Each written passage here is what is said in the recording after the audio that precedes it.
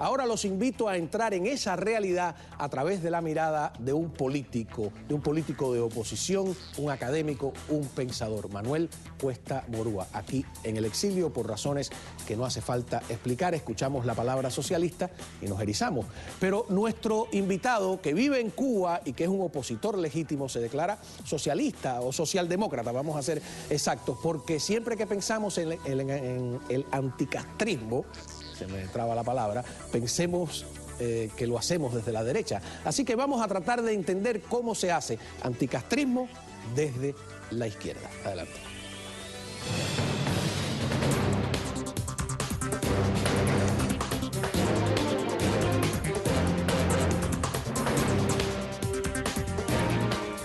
Muy bien, Manuel Cuesta Morúa, bienvenido a nuestro programa El Espejo, bienvenido a Miami. ¿Es la primera vez que sales de Cuba? No, gracias por la invitación. Y no es la primera vez. Ya hace 13 años, más o menos por esta fecha, estuve aquí en los Estados Unidos, aquí justamente en Miami, en Washington, intercambiando, conociendo. Ahora está saliendo casi todo el mundo, ¿no?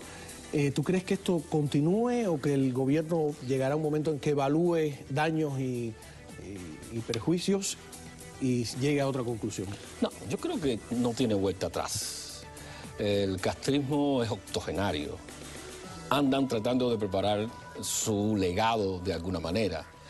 Y la mejor forma de dejarle cierto orden a los que le pueden suceder según su propio esquema es empezar ese proceso de normalización de Cuba. Cuba se normaliza y parte de la normalización es justamente esta posibilidad de que los cubanos comiencen a salir y a entrar a su país sin pedir permiso. ¿Tú crees que se normaliza? ¿Hasta dónde se normaliza? Bueno, se normaliza hasta donde el castrismo sabe y por lo menos intuye que no le está amenazando inmediatamente su poder y su control. De manera que es una normalización controlada, pero en todo caso... ¿Van a tener éxito en esa normalización controlada? ¿Se va a convertir Cuba en un lugar donde hay ciertas libertades, pero no hay libertad? Mira, esto es un proceso a mediano y largo plazo. Evidentemente, éxito no van a tener.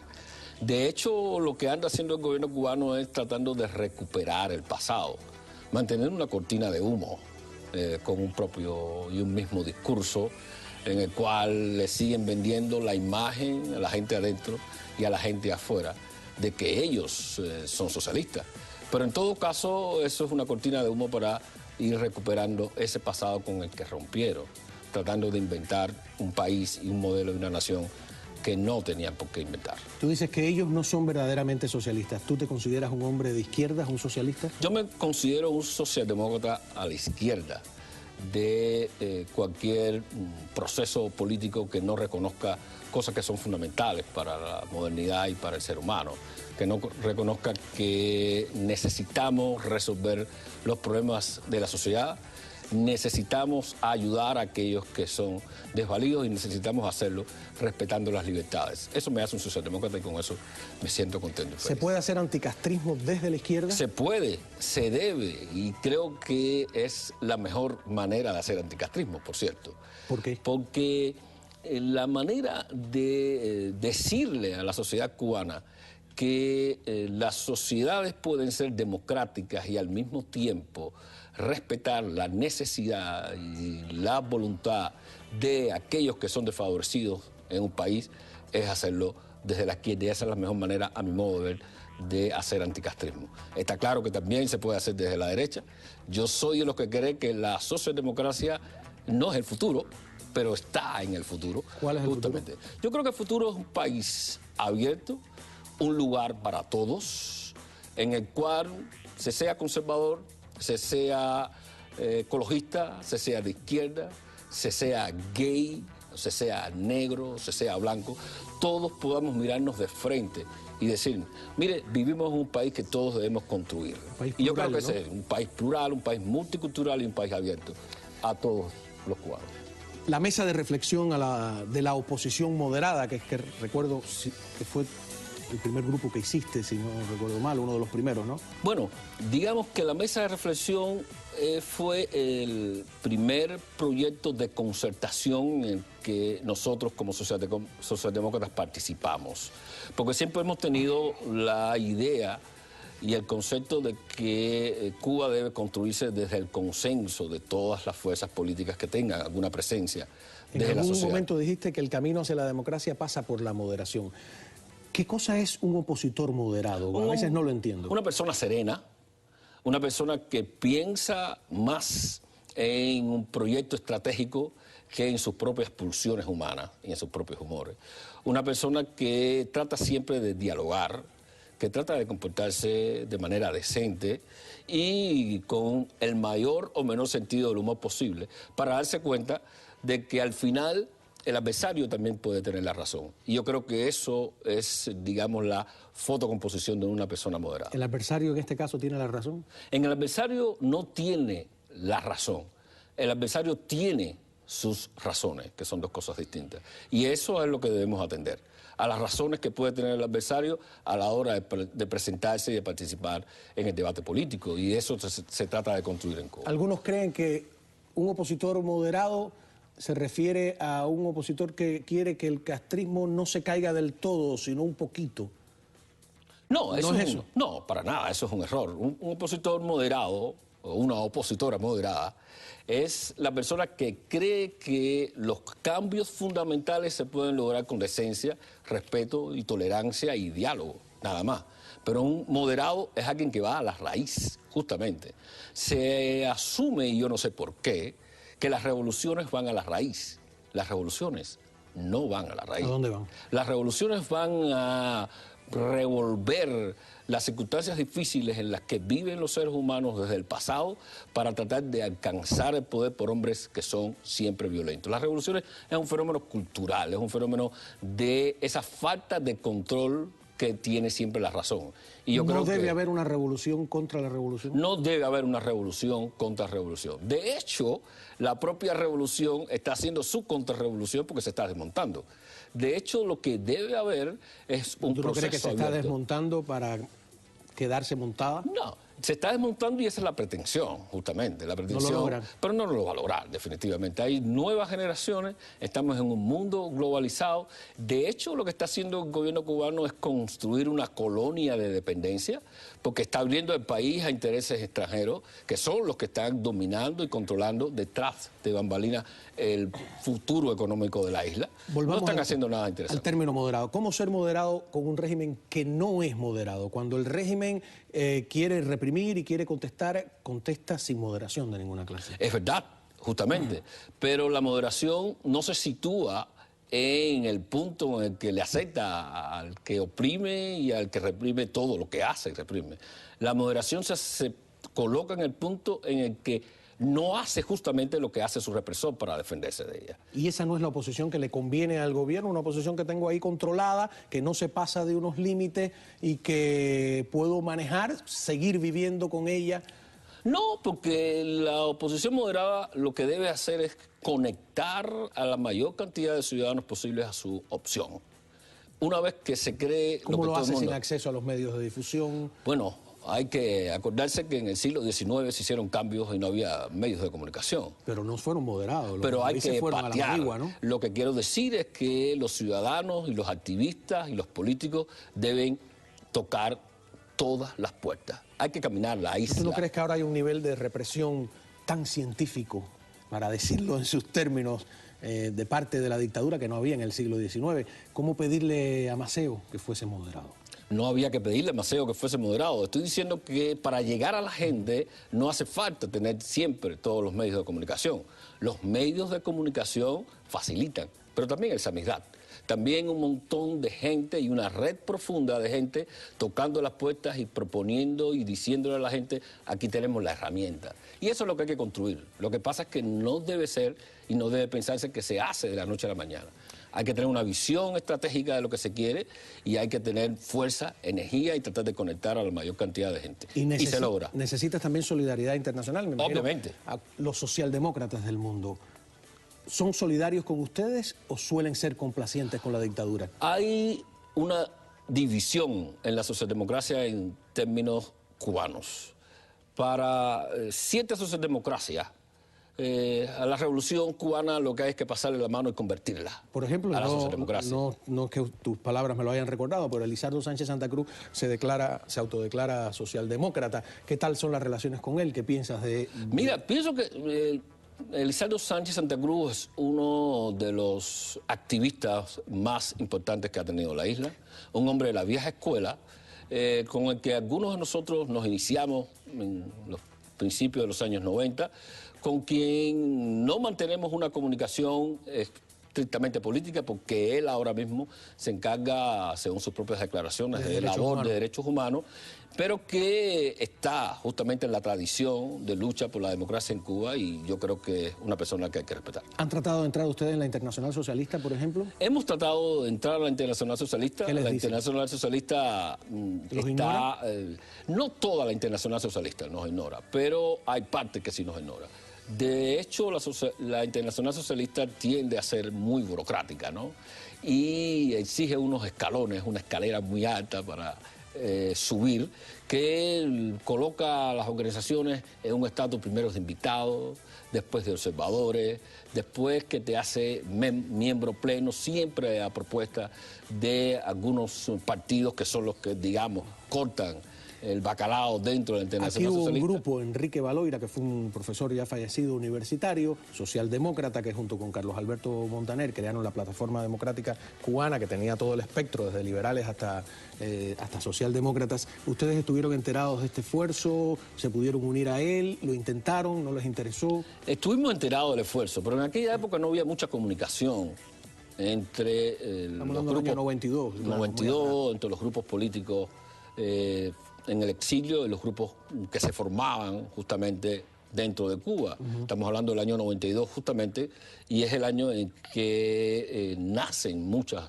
agrupaciones políticas, de modo que no había la comunicación que existe ahora y que podría ¿El Internet los posibilitar. ayuda, por ejemplo? El Internet, ahora viajan muchas más personas hacia Cuba, salen muchas personas de Cuba. Yo creo que eso facilita la comunicación entre los actores del cambio en Cuba. Todo el mundo te ha preguntado si hay racismo dentro de Cuba. Yo te quiero preguntar, ¿hay racismo dentro de la oposición? Mira, yo creo que el racismo es un fenómeno histórico, es un fenómeno cultural que atraviesa a todos los sectores políticos. El racismo afecta a demócratas y afecta a antidemócratas, porque es un fenómeno que viene desde la historia de la nación. Ha faltado el debate sobre el tema racial en Cuba, y justamente ese debate o esa ausencia de debate... ¿Quién va a ocupar ese debate? ¿Quién va a llenar ese espacio? Mira, ese espacio lo está llenando el Comité Ciudadano de Integración Racial. Aquí conmigo andan un par de sus líderes, Leonardo Calvo y Juan Antonio Madrazo.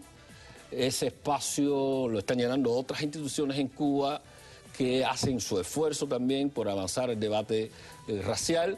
Ese espacio lo están llenando también alguna gente acá en el exilio, que hacen su esfuerzo también, como la revista Islas, que es la única revista de pensamiento identitario que existe en Cuba. ¿Qué es pensamiento identitario? Pensamiento ¿De identitario, la identidad racial? De la identidad racial, pero digo pensamiento identitario porque no hay una revista que se ocupe de los temas de género propiamente.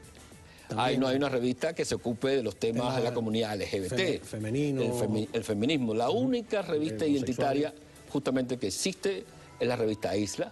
Y yo creo que hace un esfuerzo tremendo por mostrarle a la comunidad cubana, esté donde esté, y mostrarle al mundo de que hay un pensamiento sólido en términos del debate racial dentro de Cuba. Yo creo que todos deberían leerla, ¿no?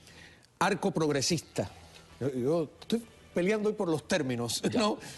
¿No te crees que la palabra progresista ya ha sido también tan manoseada por el régimen que a lo mejor en ese futuro que todos queremos y nos imaginamos pierda la fuerza que tú intentas darle? Bueno, debo decirte que el régimen rara vez utiliza la palabra progresista. Será ahora, ¿no? Pero la usó. Bueno, la usó en algún momento, pero rara vez utilizó la palabra progresista porque el término y el concepto progresista siempre estuvo asociado a esa izquierda y a ese grupo heterodoxo que no seguía los lineamientos del marxismo-leninismo. Y entonces el régimen le temía eso. Yo debo también decirte que como Lenin le temió también. Como Lenin le temió, y eso me lleva al punto siguiente. El peor enemigo del comunismo siempre fue la socialdemocracia. Eso se ignora. Pero las grandes peleas históricas dentro de la Internacional Socialista siempre fueron entre los comunistas, la llamada Tercera Internacional, y la socialdemocracia, que de poco a poco fue dejando atrás el marxismo-leninismo, que fue un dato importante en la historia de las ideas, pero que solo fue un dato y no fue lo fundamental. Bueno, vamos a seguir aquí discutiendo. Esta es una discusión interesantísima, ¿no? Porque a veces aquí, desde el exilio, desde esta mirada un tanto lejana, aunque parece que estamos cerca de Cuba, nos olvidamos de que hay un espectro ideológico y que debe y es sano que haya pues ese arco progresista o no progresista, como quiera llamarle. Vamos a seguir conversando contigo. Tengo algunas preguntas puntuales sobre algunas dudas que me asaltan, ¿no? Pero cuando regresemos, quiero preguntarle a Morúa qué piensa de que la Asamblea Castrista empiece a sesionar en el Capitolio, sede del antiguo Congreso de la denostada República. Estamos viendo ahora mismo ahí la estatua de la República en el Capitolio. Regresamos con eso y con mucho más, por favor. Quédese que se pone interesante.